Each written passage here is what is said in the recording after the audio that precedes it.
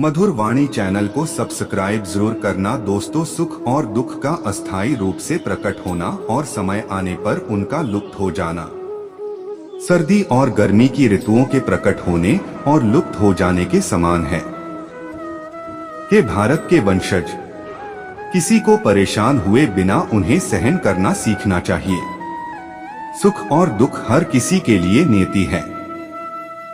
यदि आप आज खुश हैं तो निश्चित रहें कि संकट आएगा, और यदि आप आज खराब स्थिति में हैं तो निश्चित रहें कि कल सूरज उगेगा। यह संसार द्वंद का स्थान है और द्वंद आते जाते रहेंगे। हमें अर्जुन की तरह सहन करना और अंततः आगे बढ़ना सीखना चाहिए। अविनाशी, अप्रिमेय और शाश्वत जीव के भौतिक शरीर का अंत निश्चित है। इसलिए हे भारत के वंशज, युद्ध करो, संघर्ष से कभी पीछे मत हटो। संघर्ष आपको आपके लक्ष्य तक लेकर जाएगा। कृष्ण कहते हैं कि हमें जो भी समय मिला है हमें संसार में रहें और संघर्ष करें। हिम्मत मत हारो। हमें अपना सौंपा हुआ कर्तव्य भी अवश्य निभाना चाहिए। शरीर अस्थायी है और इसके साथ आने वाले दुख और सुख भी अस्थायी। उनसे बहुत ज्यादा लगाव न रखें। आराम के जाल या भ्रम में न पड़े। इस संसार में कुछ भी स्थायी नहीं है।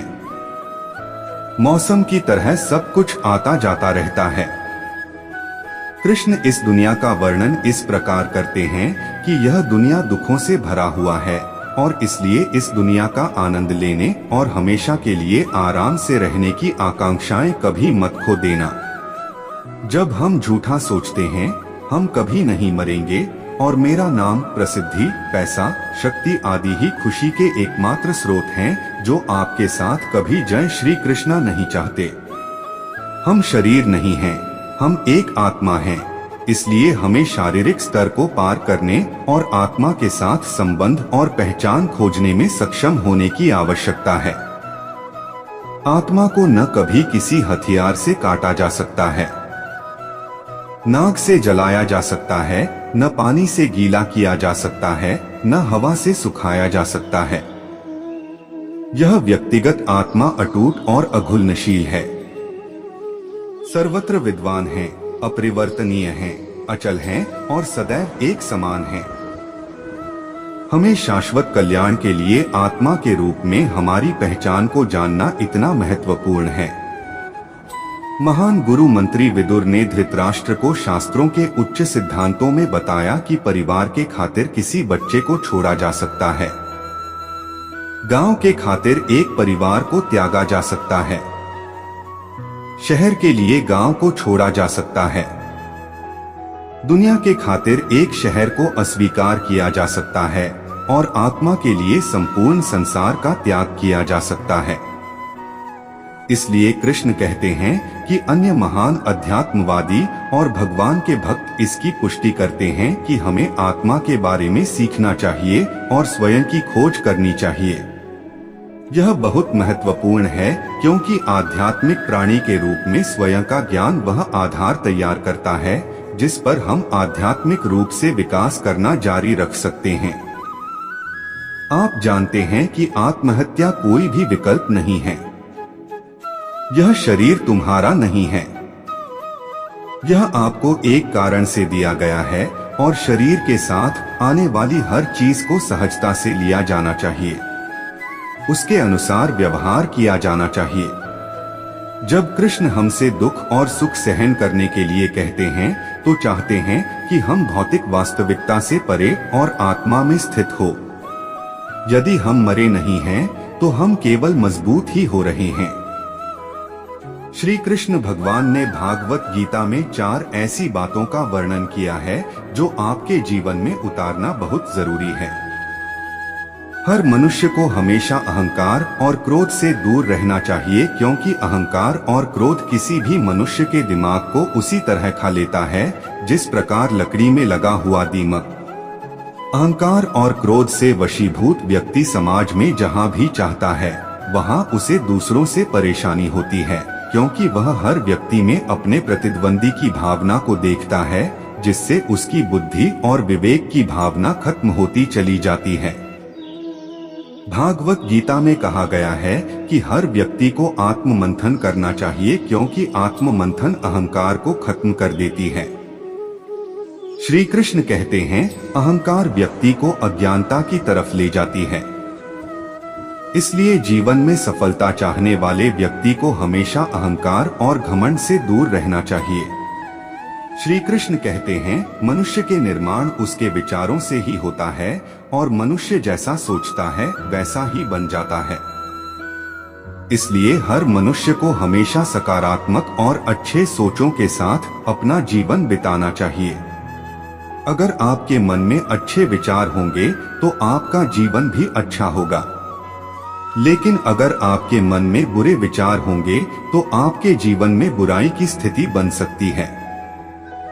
श्री कृष्ण कहते हैं, यदि हम अपने को बलवान बनाना चाहते हैं तो हमें अपने मन में जरूर सोचना चाहिए कि हम बलवान हैं, क्योंकि बलवान होने की सोच ही हमें बलवान बना सकती है। अगली बात श्री कृष्ण कहते हैं कि आलस्य, डर और कायरता मनुष्य के वह दुश्मन है जो उसे सफल होने से रोकते हैं। अगर आपको सफल होना है तो आपको अपना आलस्य त्यागना होगा। अगर आप आगे बढ़ना चाहते हैं तो आपको अपना डर छोड़ना होगा। एक आलसी और डरपोक व्यक्ति न अपने लक्ष्य को पा सकता है, न ही अपने सपनों को पूरा कर सकता है, न ही वह किसी युद्ध में विजय प्राप्त कर सकता है। इसलिए अगर आप अपने लक्ष्य को पाना चाहते हैं, अपने सपनों को पूरा करना चाहते हैं और अपनी जिंदगी से आलस्य और डर को निकाल दीजिए, क्योंकि डर आपको वह सभी काम करने से रोकता है जो आप करना चाहते हैं, और आलस्य आपको काम करने ही नहीं देना चाहता जो आप कर सकते हैं। आखिर में कृष्ण कहते हैं कि आलस से डर और कायरता मनुष्य के वह दुश्मन है जो उसे सफल होने से रोकते हैं। दोस्तों, अगर आपने इन बातों को समझ लिया तो आपकी सफलता निश्चित है। एक समय की बात है, महाभारत के युद्ध के बाद युधिष्ठिर ने राजा के रूप में शासन करना शुरू किया। युधिष्ठिर अपनी दानवीरता और उदारता के लिए प्रसिद्ध था। जो कोई भी दान पाने की इच्छा से दूसरे के पास जाता, वह कभी खाली हाथ नहीं लौटता। एक बार देर रात को एक भिखारी महल के दरवाजे पर आया और दान मांगने लगा। उस समय राजा युधिष्ठिर सो रहे थे। रानी द्रौपदी ने उन्हें जगाया, लेकिन युधिष्ठिर ने कहा, मैं बहुत थक गया हूँ। भिखारी को सुबह तक इंतजार करने के लिए कहा। कल सुबह उठने के बाद मैं उसे उसके वजन के बराबर सोने के सिक्के दूंगा। द्रौपदी ने यह बात भीम को बताई। भीम ने जब यह बात सुनी तो वह तेजी से उस बड़ी घंटी के पास गया जो महल की छत पर थी, और वह घंटी सिर्फ तब बजाई जाती थी जब राजा दुष्ट कोई बड़ा युद्ध जीतकर वापस आते थे। भीम बिना रुके उस घंटी को जोर जोर से बजाने लगा। घंटी की आवाज सुनकर हर किसी को लगा कि राजा युधिष्ठिर किसी महान युद्ध को जीतकर वापस आए। यह देखने के लिए सभी पांडव व राज्य के लोग वहां एकत्रित हुए। काफी देर तक घंटी बजती रहे। अंत में राजा युधिष्ठिर को भी उठना पड़ा। गुस्से में उन्होंने भीम से पूछा, तुम इतनी रात को घंटी क्यों बजा रहे हो? भीम ने विनम्रता अपरूपा को उत्तर दिया, ऐसा इसलिए है क्योंकि आज आपने बहुत ही बड़ी जीत हासिल की है। यह सुनकर राजा युधिष्ठिर चौंक गए और पूछा, यह तुम क्या कह रहे हो? भला इतनी रात को मैंने कौन सा युद्ध जीत लिया? भीम ने उत्तर दिया, बड़े भाई, आज आपने समय को ही जीत लिया है। आपने महारानी से कहा कि भिखारी को दान कल सुबह मिलेगा। अब यह घोषणा तो कोई तभी कर सकता है जब वह समय के साथ जीत हासिल कर ले। क्या आपको यकीन है कि कल सुबह तक आप दान देने के लिए जीवित रहेंगे या फिर यह भिखारी इसे प्राप्त करने के लिए जीवित रहेगा? यह सुनकर युधिष्ठिर को भीम की बात का एहसास हुआ। उन्होंने तुरंत उस भिखारी को अंदर बुलाया और उसे दान दे दिया।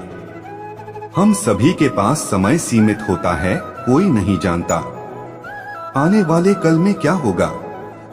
इसलिए जो काम आप आज और अभी कर सकते हैं उसे कभी आने वाले कल के लिए बचाकर न रखें, क्योंकि कल कभी नहीं आता। हमारी जिंदगी हमारे आस से ही चलती है। अगर जिंदगी को बेहतर तरीके से जीना है तो हमें आज भेजिए। कल क्या होगा इस बारे में ज्यादा न सोचें, क्योंकि खुशियां आपका आज आपको देगा। हो सकता है वह खुशियां कल आ ही ना पाए, इसलिए कल की टेंशन न लेकर अपनी लाइफ को एंजॉय करें, क्योंकि यह समय अगर चला गया तो फिर कभी वापस लौटकर नहीं आएगा। जो लोग समय की वैल्यू नहीं समझते वो अक्सर आज का काम कल पर टाल देते हैं, फिर चाहे वह काम कितना भी जरूरी क्यों न हो। ऐसे लोग खुद का समय तो बर्बाद करते हैं और साथ ही दूसरों का समय भी बर्बाद करते हैं। कोई भी काम चाहे वह बहुत जरूरी हो या ना हो, लेकिन अगर वह काम अगर आप आज कर सकते हैं तो उसे कभी कल पर ना डालें। काम को टालते रहने की आदत कई बार हमारे लिए और साथ दूसरों के लिए भी मुसीबत बन जाती है। समय का सदुपयोग करना हम सभी के लिए बहुत जरूरी है। बर्बाद हुआ समय कभी लौटकर वापस नहीं आता।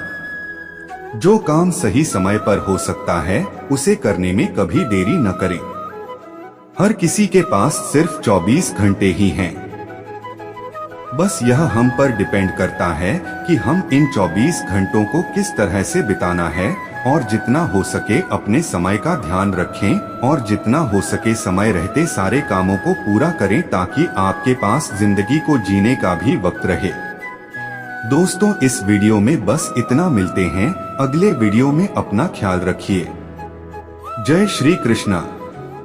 मधुर वाणी चैनल को लाइक और सब्सक्राइब करना ना भूले। आप हमेशा खुश रहे हो, मैं भगवान से प्रार्थना करूंगा। जय श्री कृष्णा।